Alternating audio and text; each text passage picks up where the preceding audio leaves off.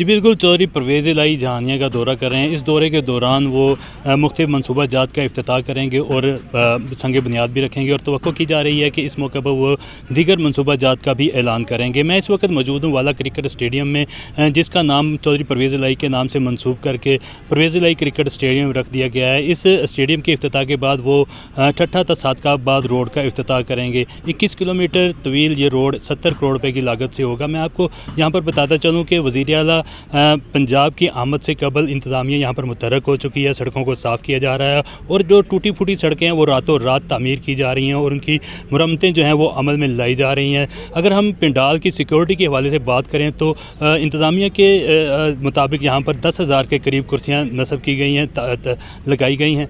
इंतज़ामिया के मुताबिक यहाँ पर 10,000 के करीब कुर्सियाँ लगाई गई हैं, और यहाँ पर जो RPO मुल्तान और कमिश्नर मुल्तान हैं वो इस पंडाल की सिक्योरिटी का जो वह खुद निगरानी कर रहे हैं और सख्त इंतजाम किए जा रहे हैं। दाखिली और ख़ारजी रास्तों पर गेट वाक थ्रू गेट नस्ब किए गए हैं, और जहाँ से जामा तलाशी के बाद शुरका को ग्राउंड में दाखिल होने की इजाज़त दी जाएगी।